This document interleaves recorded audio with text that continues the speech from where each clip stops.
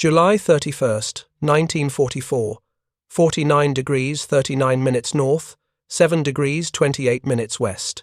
240 nautical miles west of Land's End, Cornwall. Kapitänleutnant Hans Fiedler stood in the control room of U-333, listening to the ping of British ASDIC echoing through the pressure hull. The sound came in regular intervals, a mechanical heartbeat searching for his boat in the dark water 200 feet below the surface. Feedler had commanded U-333 for only 12 days. His predecessor, Peter Eric Kremer, had survived 8 hours of depth charging back in March. Kremer had taken the boat to the sea floor and sat there while the hull groaned and electrical systems failed around him. He had escaped. Kremer always escaped, but Kremer was gone now, assigned to commission one of the new Type 21 boats. Fiedler had inherited a veteran crew and a boat that bore the scars of 3 years of war. If you're enjoying this deep dive into the story, hit the subscribe button and let us know in the comments from where in the world you are watching from today. The ASDIC ping grew sharper, closer. Feedler knew the sequence. First the ping, then the rush of propellers overhead as the British frigate positioned itself, then the hammering explosions as depth charges detonated around the boat, each blast a physical blow that rattled every bolt and weld in the pressure hull. U-333 had survived this before. The boat could take punishment. Type VIIC submarines were tough. Their single-hull design made them vulnerable to flooding, yes, but the pressure hull could withstand depths that would crush earlier boats. The standard operating depth was 100 meters. The rated maximum was 230 meters. Some boats had gone deeper and survived. What Feedler did not know, what no German submariner yet understood, was that the rules of this particular hunt had changed. The frigate, stalking him through the grey Atlantic water, was HMS Loch Killin, one of the new Loch-class escorts. She had been commissioned only 3 months earlier. Her ASDIC was Type 147, the most advanced submarine detection system the Royal Navy possessed.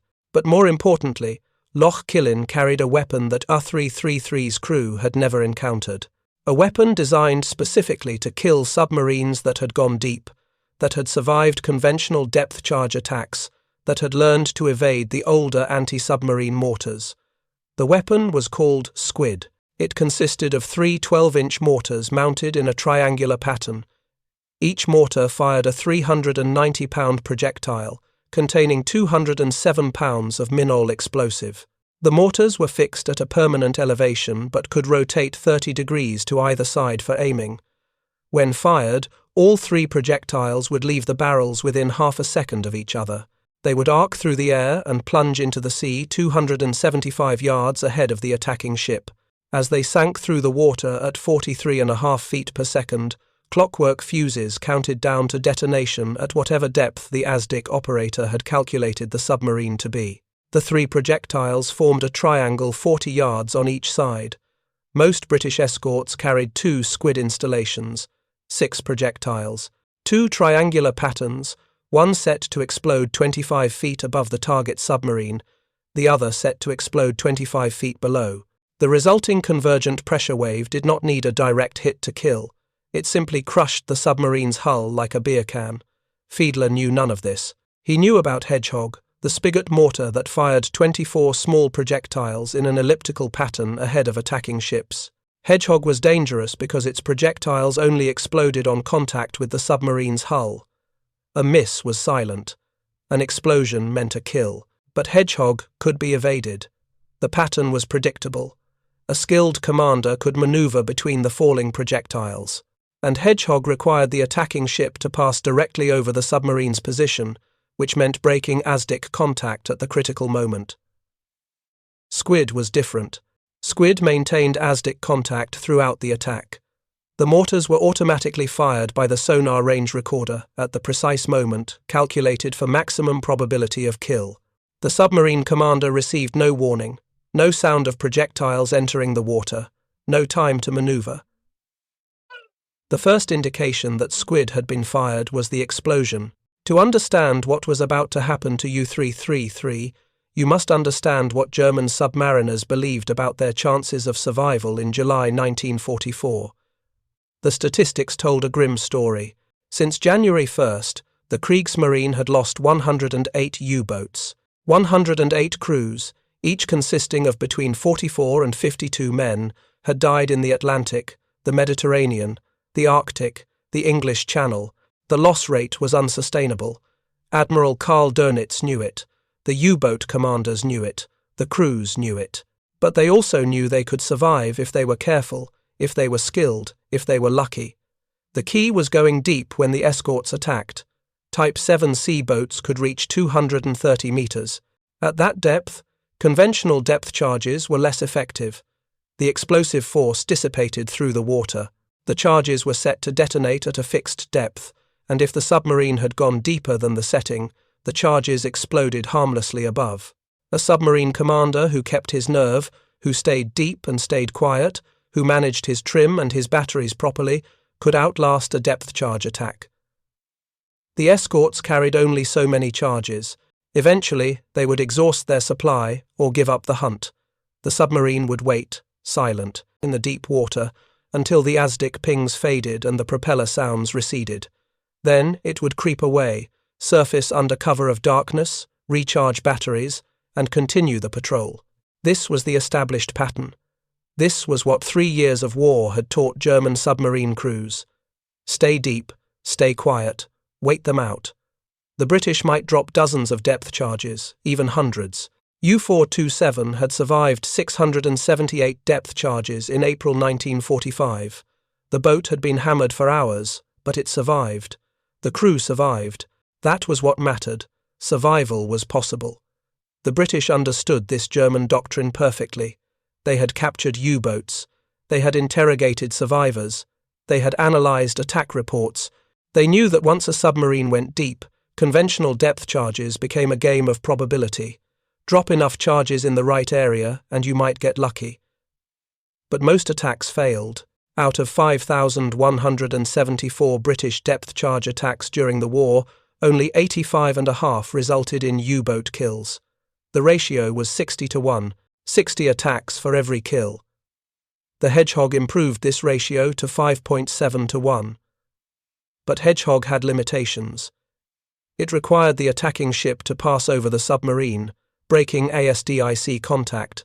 The projectiles only exploded on direct contact, which meant most attacks resulted in silence. No explosion, no confirmation, just uncertainty about whether the submarine had been hit or had escaped.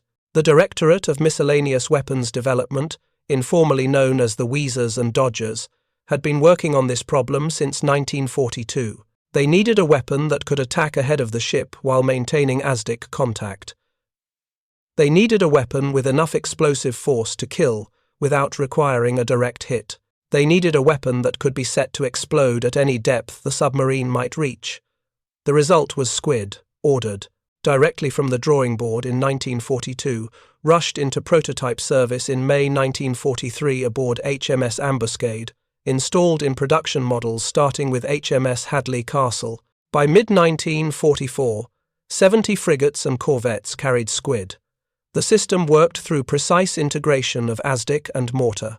The Type 147 ASDIC continuously tracked the target submarine's position, depth, course, and speed. This information fed directly to the sonar range recorder, which calculated the optimal moment to fire. When the submarine reached the correct position relative to the attacking ship, the recorder automatically triggered all 3 mortars. The projectiles flew in a ballistic arc and entered the water at a range of 275 yards. As they sank, clockwork fuses counted down. The ASD operator could adjust the detonation depth continuously, right up to the moment of firing, to account for any changes in the submarine's depth. Maximum setting was 900 feet, far deeper than any Type VIIc could safely dive. The innovation was not just the weapon itself, but the tactical doctrine. Most Squid installations were doubled, 2 sets of 3 mortars, 6 projectiles fired in a single salvo. The first set would detonate 25 feet above the calculated depth of the submarine. The second set would detonate 25 feet below. This created a convergent pressure wave. The upper explosions pushed down, the lower explosions pushed up. The submarine hull was caught between two shock fronts. The result was catastrophic structural failure. Rivets popped, welds split, hull plates buckled. Water flooded in through a dozen fractures simultaneously. The submarine's depth increased rapidly as the flooding continued. The pressure hull, already stressed by the explosions, now faced increasing water pressure. Additional explosions were usually unnecessary. The submarine crushed itself. The German submariners, who faced Squid in the summer of 1944, did not understand what they were facing because they had no frame of reference for it. Their training, their experience, their survival instincts, all of these were calibrated to a specific type of threat. Depth charges dropped from the stern of escort vessels, hedgehog projectiles fired in a forward pattern, aircraft bombs dropped from above. Each of these weapons had characteristics that could be learned, countered, survived. Depth charges made noise as they entered the water. The submarine could hear them splashing down, hear the thrashing of propellers as the escort passed overhead. The commander knew approximately when the explosions would come. He could brace himself and his crew. He could order damage control parties to stand by at critical stations. He could prepare. Hedgehog was different but still predictable. The projectiles made a distinctive sound entering the water. A rapid series of splashes as all 24 rounds hit the surface within a few seconds. The submarine commander knew an attack was incoming. He could attempt to maneuver, though maneuvering at depth was slow and consumed precious battery power. More importantly, he knew that if no explosions followed, the attack had missed. Hedgehog projectiles only detonated on contact. Silence meant survival. The crew could relax slightly, knowing they had evaded this particular threat. German submariners had developed a psychological framework for surviving these attacks. Stay calm, trust the boat, trust the engineering, trust the depth ratings. A Type VIIC pressure hull was 18.5 mm thick on the standard model, 21 mm on the Type VIIC 41 variant. The steel could withstand enormous pressure. The calculated test depth was 100 meters for normal operations. Rated maximum depth was 230 meters for the 7C, 250 meters for the 7C 41. Crush. Depth, the point at which the hull would fail catastrophically, was estimated at 250 to 295 meters for the standard model, 275 to 325 meters for the strengthened variant. These numbers represented safety. As long as the boat stayed within its depth ratings, as long as the hull held, survival was possible. The depth charges might shake the boat. They might knock out electrical systems, spring leaks in auxiliary equipment, terrify the crew. But they would not crush the hull. Not at depth. Not if the commander kept his nerve. This belief in the protective power of depth was fundamental to U-boat doctrine by mid-1944. The boats no longer hunted on the surface as they had in 1940 and 1941. Those days were gone. Allied radar and air patrols had made surface operations suicidal. Now the U-boats operated submerged as much as possible. They used the snorkel apparatus to run diesel engines at periscope depth, recharging batteries without fully surfacing. They attacked from periscope depth and immediately dove deep after firing torpedoes. They relied on depth for concealment, for protection, for survival. The psychological impact of this defensive posture cannot be overstated. U-boat crews in 1944 were not the confident hunters of earlier years. They were hunted. They knew the statistics. They knew that 75% of U-boat crewmen would die before the war ended. They knew that each patrol might be their last. But they also knew that careful commanders who followed doctrine, who went deep when threatened, who managed their resources properly, had a chance of survival. Not a good chance, but a chance. Kapitänleutnant Hans Fiedler embodied this mindset. He had taken command of U-333, knowing the boat's history, knowing that it had survived 3 years of combat, knowing that Peter Erich Kremer had brought it home repeatedly despite brutal attacks. Feedler believed in the boat's strength. He believed in depth as protection. He believed that if he followed doctrine, if he stayed deep and stayed quiet, he could outlast the British frigate now hunting him. This belief was about to be tested against a weapon system specifically designed to kill submarines that had gone deep, a weapon that German intelligence had not yet identified, a weapon whose existence challenged every assumption about submarine survival that 3 years of war had established. HMS Loch Killin maintained ASDIC contact with U-333 as the range closed. Lieutenant Commander S. Darling, commanding Loch Killin, had practiced this attack dozens of times. The frigate was purpose-built for anti-submarine warfare. Her Type 147 ASDIC was the finest submarine detection system in the world. Her Squid Mortars represented the most lethal anti-submarine weapon yet deployed. Darling had absolute confidence in his ship, his crew, and his weapons. He also had something the German submarine commander did not have. He had surprise. The convergent pressure wave attack pattern was unknown to German submariners. They did not know to listen for the triple splash of squid projectiles entering the water. They did not know that 390-pound bombs were sinking toward them at 43.5 feet per second. They did not know that going deep would not save them, not this time. Kapitänleutnant Hans Fiedler had commanded U-333 for exactly 12 days when HMS Loch Killin made ASDIC contact on the afternoon of July 31, 1944. Feedler was 30 years old. He had joined the Kriegsmarine in 1934, before the war, when Germany still pretended to honor the Treaty of Versailles submarine restrictions. He had trained in the Baltic, learned navigation and seamanship on surface vessels, studied torpedo tactics and diesel engine maintenance. By 1940, when Germany openly resumed submarine construction, Feedler had accumulated the technical knowledge necessary to serve as a watch officer aboard operational U-boats. He had spent 1942 and 1943 aboard U-255, a Type VIIC operating in the Arctic and North Atlantic. U-255 had survived 23 combat patrols.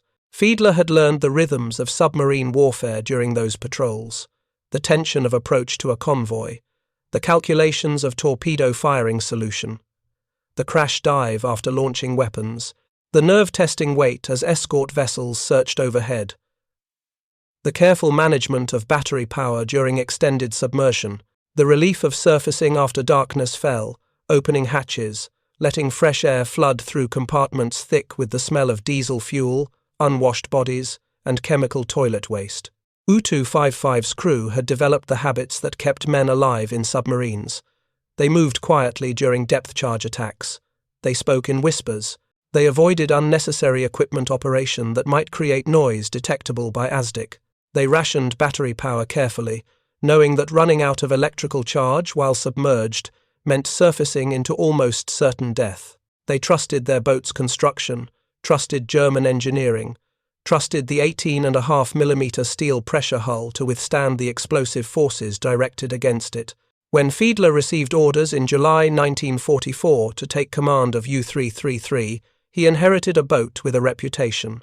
U-333 had been commissioned in August 1941 under Peter Erich Kremer. Kremer was a survivor. He had completed 12 combat patrols over 3 years. He had sunk 7 merchant ships. He had survived ramming by HMS XA in November 1943, 8 hours of continuous depth, charging that damaged the boat's periscope, gyro compass, and electrical systems. Kremer had taken U-333 to the seafloor and waited out the attack at 131 feet, sitting in mud for 10 hours until the escorts moved away. Kremer's crew worshipped him. They believed he had a sixth sense for danger. They believed U-333 was lucky. The boat bore a distinctive emblem on its conning tower, 3 small fish swimming in formation. The crew called themselves the Dray Fish Line, the 3 little fish. They had been depth-charged repeatedly and survived. They had been rammed 3 times by British escorts and survived. They had shot down attacking aircraft and survived. When Kremer left in July to commission U-25513, one of the new Type 21 Electroboot, the crew felt the departure as a personal loss. Feedler understood what it meant to follow Peter Erich Kremer. The comparison would be inevitable. Every decision would be measured against what Kremer might have done. But Feedler had his own experience. He knew Type VIIC submarines intimately. He understood their capabilities and limitations. He knew that the key to survival in July 1944 was not aggression but caution. The Battle of the Atlantic had turned decisively against Germany. U-boat losses were catastrophic. In May 1943, Dönitz had temporarily withdrawn boats from the North Atlantic after losing 43 submarines in a single month. The introduction of centimetric radar, very long-range aircraft, escort carriers, improved ASDIC, and new anti-submarine weapons had made U-boat operations nearly suicidal. The crew of U-333 on July 31, 1944 consisted of 45 men. The boat had a rated complement of 44 to 48, depending on whether she carried extra specialists or observers. 45 was standard for a combat patrol, 4 officers including Feedler, 41 enlisted men and petty officers. Each man had a specific role. Torpedo mechanics maintained the complex electromechanical firing systems. Diesel mechanics kept the 2 Germania-Werft F-46 engines operational. Electricians managed the battery systems and electric motors used for submerged propulsion. Radiomen monitored communications and operated direction-finding equipment. Cooks prepared meals in a galley barely large enough for one man to stand. Watch officers and lookouts rotated through 6-hour shifts on the bridge when the boat surfaced. Living conditions aboard U-333 were deliberately Spartan. The Type VIIC measured 67.1 meters in length. The pressure hull diameter was only 4.7 meters at its widest point. Every cubic centimeter of space served a function. Torpedoes were stored in the forward compartment, where crew members slept in bunks built around the weapons. The control room amidships contained the periscopes, depth gauges, trim controls, and navigation equipment. The diesel engine room, located aft of the control room, was unbearably hot when the engines ran. The electric motor room, aft of the diesel compartment, vibrated constantly when submerged. The stern contained the single rear torpedo tube and additional crew berthing. Food was stored wherever space could be found. Fresh bread lasted perhaps 3 days before mold appeared. Fresh vegetables lasted a week if carefully managed. After that, the crew subsisted on canned meat, canned vegetables, dried peas, and black bread that grew progressively harder as the patrol continued. Water was severely rationed. 45 men generated waste, body odor, and respiratory carbon dioxide faster than the boat's limited air recycling systems could process. By the second week of patrol, the air inside U-333 smelled of diesel fuel, human sweat, mildew, and the chemical toilets that could only be flushed when the submarine was on the surface. None of this was unique to U-333. Every Type VIIC operated under identical conditions. The crews accepted the discomfort as the price of submarine warfare. What they could not accept, what no amount of training or experience could prepare them for, was the fundamental shift in anti-submarine warfare that had occurred in the 18 months since Kremer's successful November 1943 escape from HMS Loch. The weapons being used against U-boats in July 1944 were qualitatively different from those Kremer had faced. Not just improved. Different in kind, different in their tactical employment, different in their effectiveness against submarines operating at depth. The Squid Mortar system represented a paradigm shift in anti-submarine doctrine. Previous weapons had required the attacking ship to pass over or very near the submarine's position. Depth charges were rolled off stern rails or thrown by K-guns to either side of the ship. This meant the attacking escort had to cross directly over the submarine, losing ASDIC contact at the critical moment. The escort commander had to estimate where the submarine would be when the charges detonated, accounting for the submarine's speed, course, and depth changes during the blind period. It was a geometric problem with many variables and significant margins for error.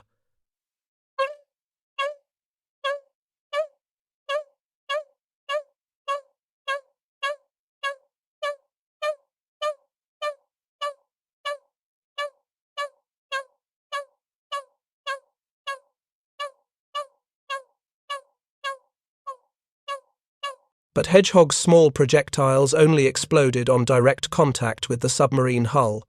A near miss was a complete miss. The attacking ship received no feedback. No explosion meant nothing.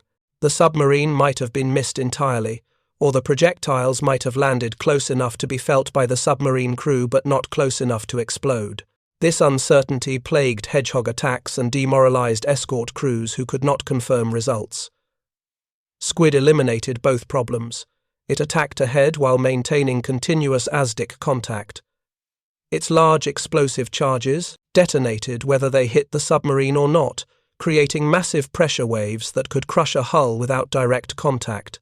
The convergent detonation pattern, with charges exploding above and below the target simultaneously, created a hydraulic vice that compressed the submarine from both directions.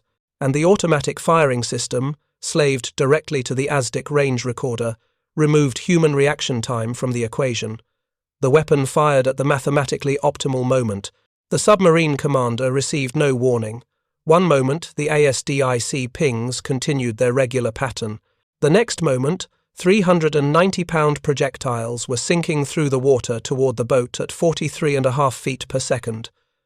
U-333's crew knew nothing of this system. German naval intelligence had identified Hedgehog by early 1943 through interrogation of escort survivors and analysis of captured equipment. Intelligence reports described Hedgehog's characteristics and advised submarine commanders on evasion tactics.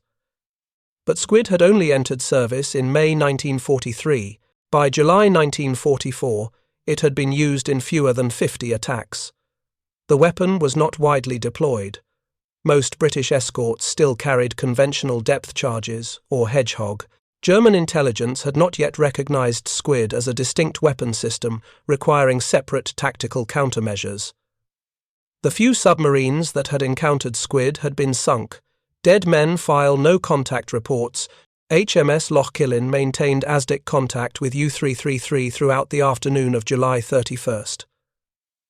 Lieutenant Commander S. Darling, commanding Loch Killin, had practiced this attack dozens of times during anti-submarine exercises off Tobermory in May and June. The frigate's Type 147 ASDIC provided exceptionally clear returns.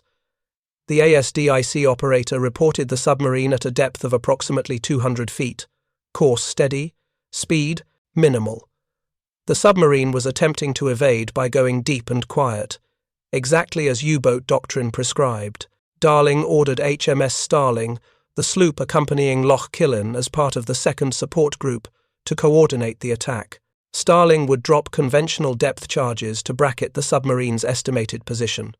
The explosions would force the submarine to maneuver, to change depth, to make noise.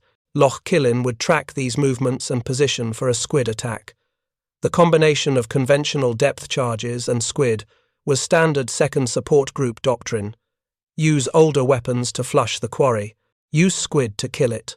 Aboard U-333, Feedler heard the first depth charges detonate at approximately 3 in the afternoon. The explosions were distant, perhaps 200 yards away, not immediately dangerous but close enough to indicate that the British escorts had a good initial position estimate. Feedler ordered the boat to 220 meters, near the rated maximum depth. At this depth, U-333's pressure hull creaked audibly as water pressure compressed the steel. But the boat was designed for this. The hull would hold. The key was to remain silent and let the escorts exhaust their depth charges. The chief engineer reported battery charge at 70%, adequate for several more hours of slow, submerged running. The electric motors were set to their lowest power setting, producing just enough thrust to maintain depth and steering control. Air quality was degrading. Carbon dioxide levels were rising. The crew breathed shallowly to conserve oxygen.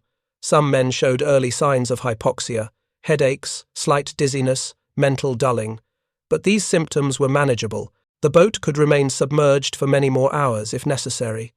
Additional depth charges detonated over the next hour. Some were close enough to shake the boat, rattle equipment, and cause minor leaks in auxiliary systems. Nothing critical. The pressure hull remained intact. Fiedler allowed himself cautious optimism. The attack was following the familiar pattern. The escorts were dropping charges methodically, attempting to force the submarine to surface or to make noise that would improve their ASDIC fix. But U-333 remained quiet and deep.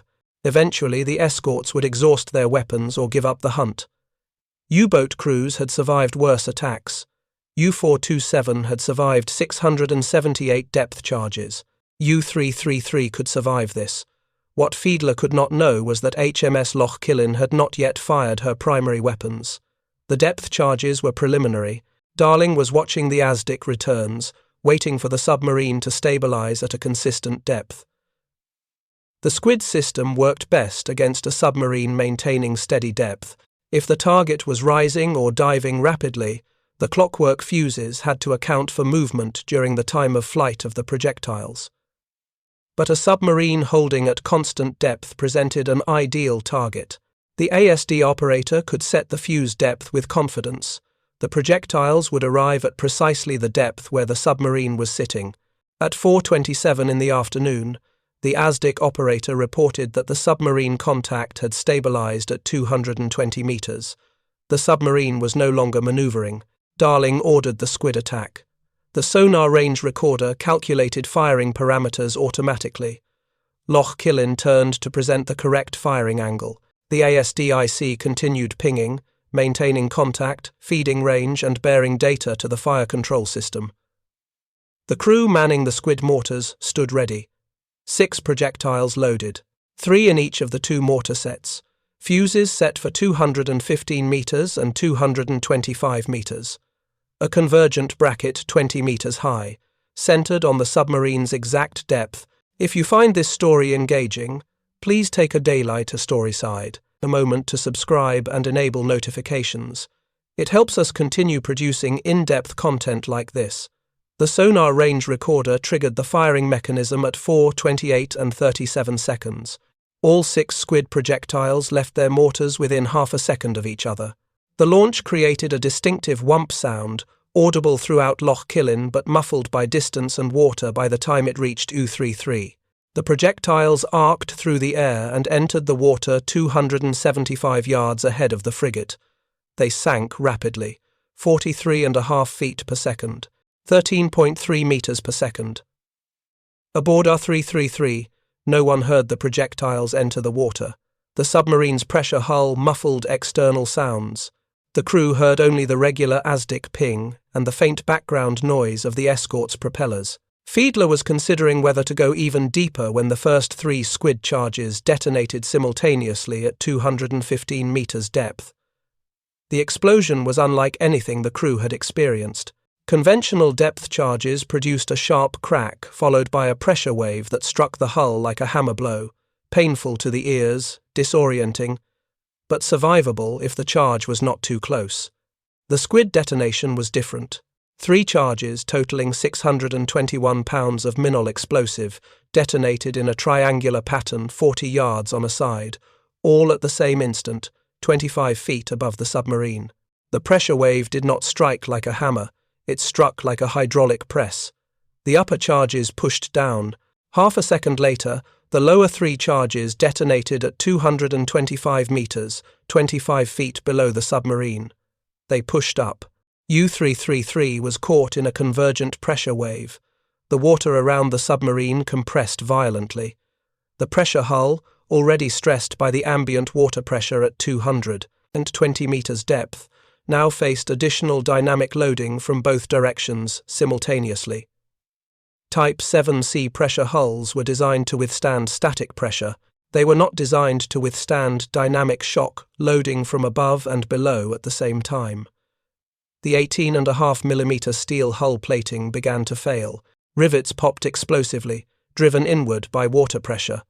Welds split along their length. Hull frames distorted. In the forward torpedo compartment, the pressure hull buckled inward between 2 frames. Water began spraying through dozens of small fractures. In the control room, the depth gauge needle swung wildly as the hull deformed around the pressure sensor. In the diesel engine compartment, hull plates separated along a weld seam, creating a gap 3 millimeters wide through which water entered at enormous pressure.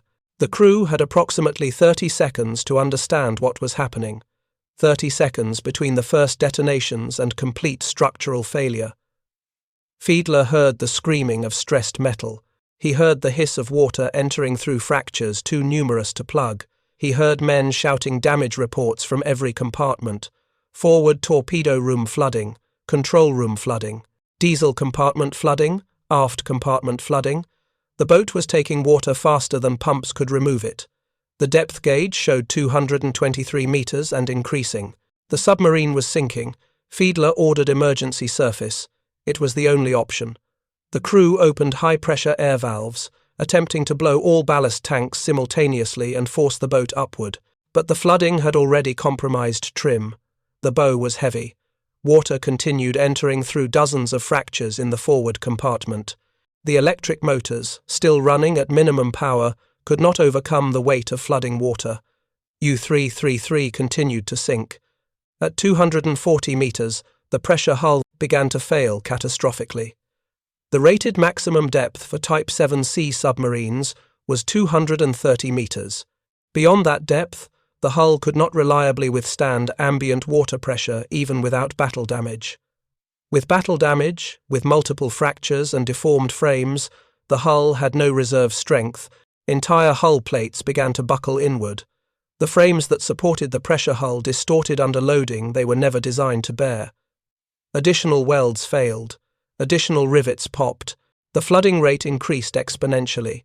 Men in the forward torpedo compartment were knocked off their feet by the force of water entering through the breached hull. The water was not simply flowing in. It was jetting in under pressure, hard enough to injure or kill anyone in its path. The compartment flooded completely in less than a minute. The watertight door between the forward compartment and the control room was already closed, but it could not withstand the pressure differential. The door began to leak around its seals. Then the hinges failed. Water flooded into the control room. Feedler knew the boat was lost. He could hear the hull collapsing around him. He could feel the deck tilting steeply bow down as the forward compartments flooded. The lights failed as electrical systems shorted. Emergency lighting activated briefly, then failed as well. The boat was sinking in darkness, accelerating as flooding continued, plunging toward depths where even an intact pressure hull could not survive. At 280 meters depth, U-333's pressure hull imploded. The collapse was not gradual. When the hull failed completely, it failed everywhere at once. Water pressure at 280 meters is approximately 28 times atmospheric pressure. When the pressure hull integrity failed, 28 atmospheres of force compressed the interior spaces instantly. The air inside the submarine compressed violently, heating to hundreds of degrees in a fraction of a second. Men died instantly from trauma, compression, drowning, or thermal injury. The submarine continued sinking, now simply a mass of twisted steel plunging toward the ocean floor. HMS Loch Killin's ASDIC operator reported breaking up noises at 4:29 in the afternoon. The characteristic sounds of a submarine hull collapsing were unmistakable. Loud cracks as steel plates buckled, lower frequency groans as frames distorted. High-pitched sounds of escaping air, then silence. The ASD contact disappeared. Lieutenant Commander Darling ordered the ship to the location where the submarine had been. Lookouts searched for debris, survivors, or oil slicks. Within minutes, debris began surfacing. Wooden fittings from the submarine's interior, clothing, personal effects. A large oil slick spread across the surface, marking the submarine's final position. Feedler had believed that following established doctrine would give his crew a reasonable chance of survival. He had believed that U-333's reputation as a lucky boat, a boat that always came home, meant something. He had believed that German submarine construction was sound, that the pressure hull ratings were reliable, that 220 meters depth was within the safe operating envelope. All of these beliefs were correct within the context of the anti-submarine warfare environment that had existed in 1943, but they were fatally incorrect in the environment that existed in July 1944. The crew died believing they were doing what they had been trained to do. They went deep because depth was supposed to provide protection. They stayed quiet because silence was supposed to prevent accurate targeting. They waited because escorts were supposed to exhaust their weapons and leave. They did not know that the rules had changed. They did not know that a new weapon system had been deployed specifically to kill submarines that employed exactly these defensive measures. They learned this in the 30 seconds between the Squid detonations and the complete structural failure of their pressure hull. 30 seconds to realize that everything they had believed about submarine survival was wrong. 30 seconds before the hull imploded and killed them all. HMS Loch Killin's success on July 31st was noted in Royal Navy records as the first confirmed submarine kill using the Squid anti-submarine mortar system. Lieutenant Commander Darling received commendation for the attack. The frigate went on to sink additional submarines using the same weapon system. U-736 fell to Loch Killin's Squid Mortars on August 6, 1944. U-063 was sunk by Loch Killin on April 15, 1945, though this attack used conventional depth charges and gunfire rather than Squid. The frigate's success rate validated the decision to equip Loch-class frigates with the new weapon system and accelerated production and deployment of Squid installations across the fleet. The psychological impact on German submarine crews cannot be precisely measured, but was certainly significant. Word spread among surviving U-boat men that a new weapon was being used, a weapon against which traditional evasion tactics were ineffective. This knowledge contributed to deteriorating morale in the U-boat force during the final year of the war. Crews understood that their chances of survival were poor. They understood that going on patrol might mean not coming back. They understood that the tactical and technological advantages that had made U-boat operations successful in 1940 and 1941 were gone, replaced by Allied superiority in nearly every aspect of anti-submarine warfare. The 45 men who died aboard U-333 represented a small fraction of total U-boat casualties during World War II. The Kriegsmarine lost approximately 782 U-boats of all types during the war. Approximately 28,000 U-boat crewmen died, representing a casualty rate of 75%. This was the highest casualty rate of any military service in any combatant nation during the war. The men who served in U-boats knew these statistics. They went on patrol anyway, because they had orders, because they had duty, because their country was at war. They died in darkness, in cold water, in crushed steel compartments hundreds of meters below the surface, far from home, with no one to witness their last moments except the men dying beside them. HMS Loch Killin continued anti-submarine operations through the remainder of 1944 and into 1945. The frigate's success against U-333 validated the Squid weapon system and accelerated its deployment across the Royal Navy fleet. On August 6, 1944, 1 week after sinking U-333, Loch Killin sank U-736 in the Bay of Biscay using the same weapon system. U-736 was another Type VIIC submarine, operating in the approaches to French ports that remained under German control. The attack followed the same pattern as the U-333 engagement: ASDIC contact, Convergent Squid detonation, catastrophic pressure hull failure, complete loss of the submarine and its crew. 46 men died aboard U-736. No survivors. Lieutenant Commander S. Darling received the Distinguished Service Cross for his actions against U-333. The decoration recognized both his tactical skill in prosecuting the attack and his role in demonstrating the effectiveness of the new weapon system. Darling would later receive a bar to his DSC for subsequent actions, making him one of the more decorated frigate commanders in the Royal Navy's anti-submarine forces. But Darling himself understood that individual skill mattered less than technological superiority.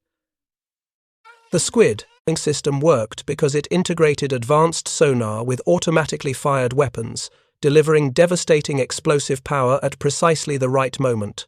A commander's role was to position the ship correctly and trust the equipment to function as designed. The equipment functioned very well indeed. By the end of 1944, 70 Royal Navy frigates and corvettes carried Squid installations. Production ramped up through early 1945, with 195 Squid systems manufactured by 1959. The weapon remained in frontline service through the 1970s. HMS Salisbury, a Type 61 frigate, fired the last Squid salvo in Royal Navy service in April 1977, more than 3 decades after the weapon's introduction. Swedish Navy vessels continued using Squid until 1982, when the Östergötland-class destroyers were decommissioned. The convergent pressure waves from the Squid detonations will crush U-333's pressure hull. Physics determines this outcome. The hull's structural limitations, the explosive force of the charges, the simultaneous detonation above and below the target, these factors combine to produce an inevitable result. No human decision in the final 30 seconds can change what is about to happen. The technological and strategic context has already determined the outcome. Individual agency has become irrelevant. This is the profound historical irony at the heart of this story. German submariners believed depth provided protection because that belief had been validated by experience. They had survived depth charge attacks by going deep. They had learned through repetition that following Doctrine worked. Their operational framework was not wrong when it was developed. It became wrong when the tactical environment changed, when new weapons with different characteristics were deployed. But the submariners could not know this because the information needed to update their understanding was not available to them. They died believing they were doing the right thing. The same pattern repeated throughout World War II. Military forces developed doctrine based on experience. The doctrine worked until opponents innovated. By the time the obsolescence of previous doctrine became apparent through casualties, many men had already died. The lag between innovation, deployment, recognition, and doctrinal adaptation created windows of vulnerability. The side that innovated faster, deployed new systems more quickly, and adapted doctrine more rapidly gained temporary advantages. These advantages accumulated into strategic victory. U-333's destruction demonstrates this dynamic with particular clarity. The submarine was not poorly designed. The crew was not inadequately trained. The commander was not incompetent. The tactical decisions made during the final attack were reasonable given the information available. Everything was done correctly according to established doctrine. Yet the submarine was destroyed with complete loss of life because the fundamental assumptions underlying that doctrine no longer held true. The protective value of depth had been negated by a weapon system designed specifically to kill deep-diving submarines. The crew's belief in depth as protection had become the mechanism of their death. This irony extends beyond the tactical level to the strategic. Germany's submarine campaign in the Atlantic was conceived as a way to strangle British supply lines, to sink merchant ships faster than they could be replaced, to force Britain out of the war through economic starvation. The strategy was sound in principle. Britain was an island nation dependent on imports. Cutting those imports would have catastrophic effects. The Type VII submarines were effective weapons for implementing this strategy. In 1940 and 1941, German submarines sank Allied shipping at rates that genuinely threatened British sustainability. Victory seemed possible, but the strategy contained an assumption that proved fatal. It assumed German submarine construction could match Allied countermeasure development. It assumed German industrial capacity could sustain losses while maintaining offensive capability. It assumed Allied convoy system, detection technology, air coverage, and anti-submarine weapons would remain relatively static. All these assumptions were wrong. Allied innovation outpaced German adaptation. Allied industrial capacity dwarfed German production. The strategy that seemed sound in 1940 was obsolete by 1943. By 1944, it was suicidal. But the submarines kept going on patrol because there was no alternative strategy available. 45 men died aboard U-333. 17 submarines were sunk by Squid Mortars during the war. 782 U-boats of all types were lost. 28,000 submariners died. These numbers represent individual human beings, each with personal history, family connections, hopes, fears, and the complete subjective experience of being alive. They died in darkness, in cold water, in crushed steel compartments, far from home. Their final moments were terror and pain, and the understanding that death was inevitable and immediate. No amount of historical analysis can diminish that reality or make it somehow acceptable. Yet their deaths were not random. They were the product of systems, strategies, technologies, and decisions made by leaders who sent men into situations where death was likely. The leaders knew the statistics. They understood the casualty rates. They sent men anyway because wars are fought with the resources available, not the resources desired. German submarines had to continue operations even after the strategic situation became hopeless, because allowing Allied convoys to proceed unmolested would have been even worse. The submariners who sailed on patrol in 1944 understood they probably would not return. They went anyway because duty demanded it, because their comrades were already at sea, because refusing was not an option they could live with. This is what makes the story of U-333 and the Squid Mortar worth remembering. It illustrates how technological change in warfare creates situations where bravery becomes irrelevant, where following doctrine becomes fatal, where doing everything right still results in death. It shows how individual human beings become trapped in strategic and technological contexts beyond their control. It demonstrates that understanding history requires examining not just what happened but why it happened, what people believed, what they could not have known, and how their beliefs and limitations shaped their actions. HMS Loch Killin's attack on U-333 lasted approximately 1 minute from squid firing to submarine destruction, 1 minute to invalidate 3 years of operational doctrine, 1 minute to demonstrate that depth no longer provided protection, 1 minute to kill 45 men who believed they were following correct procedures, 1 minute that represented the culmination of years of engineering development, tactical innovation, operational analysis, and industrial production. 1 minute that mattered more than months of prior combat because it marked the point where one weapon system's effectiveness was definitively proven. The men who died aboard U-333 on July 31, 1944, never expected Squid Mortars to fire 3-round salvos because they did not know Squid Mortars existed. They expected depth charges. They expected to survive by going deep and staying quiet. They expected their hull to withstand explosive forces as it had withstood them before. Their expectations were reasonable given their experience.